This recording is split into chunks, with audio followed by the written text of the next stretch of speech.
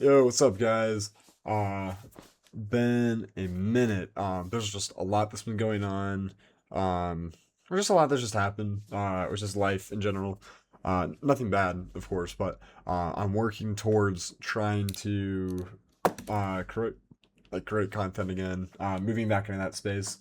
So I thought, what's better than just a quick little trade recap?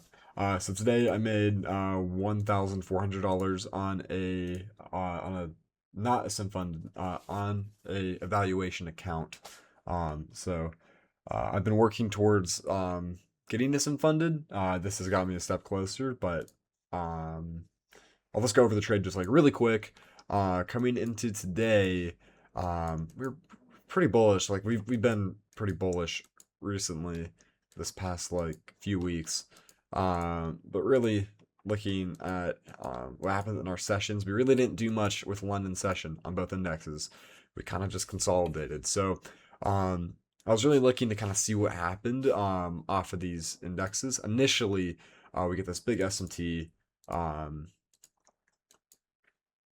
we get a sweep of London session liquidity on ES. On NQ, we do not do that. We just sweep some of this low resistance liquidity, fill this 5 minute fair value gap at the start of market open.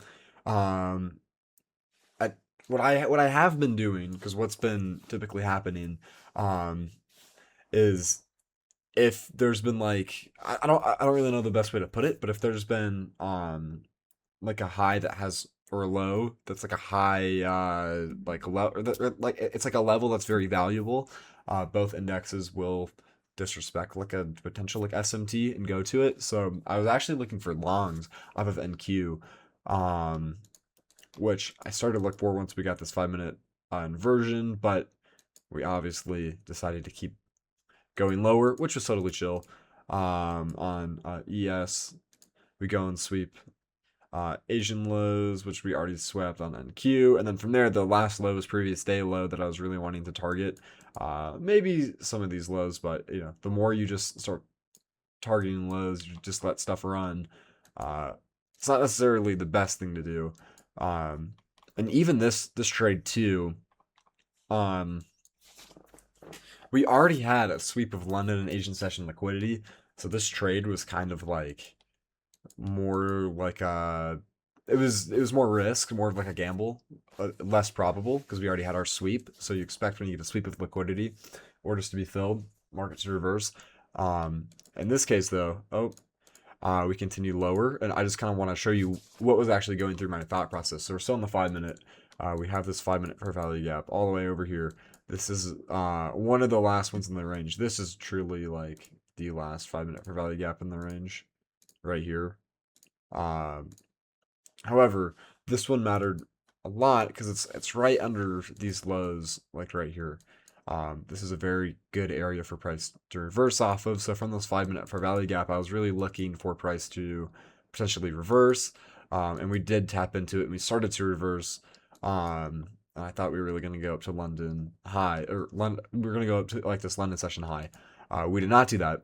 No, we actually came in. We inversed this fair value gap. We created BPR, which is essentially a fancy term for two fair value gaps kind of existing in the same area. This got inverted. This was a 5 minute fair value gap. I just marked it um, with orange. And then from the zone, we didn't quite hit equilibrium. I think it was just like slightly above. Yeah, right up here. There's equilibrium.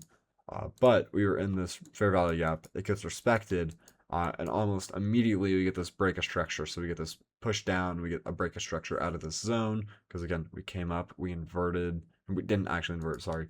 This was another reason why I took this trade. We came up, we broke 1 minute structure right here.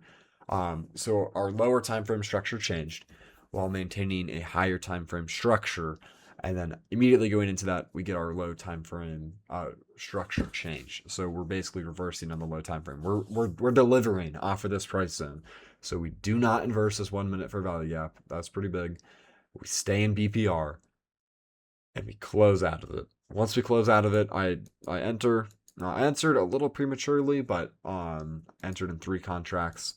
Um, I targeted This low right here, again, this previous day low, I targeted a little bit past it. I gave myself a 1 to 3 RR. I just wanted to round it off a little bit.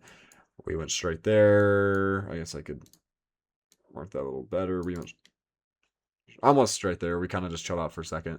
But yeah, this was a good trade. Again, more risky of a trade because we already had our liquidity sweep for the day. But I was able to determine that from the zone that I really thought price wanted to continue lower. It really could have gone either way.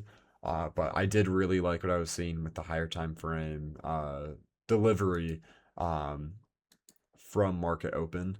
And both indexes were doing like super similar price action. Again, I saw better bearish price action on NQ. That's why I took the NQ trade, but I could have gone to either index.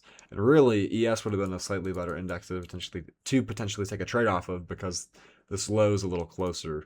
So we're not creating a like S&T. So we did have one that was created because ES took out this low before NQ took out this low. So who knows? Like price could have just came down here and created higher low and reversed on NQ, if that makes any sense. So, anyways, that's all I have for today. Gonna be making some more stuff, getting back to my roots, doing some better stuff too. So, yeah, I'm excited. So I'll see you guys in the next one. Have a good day. Bye bye.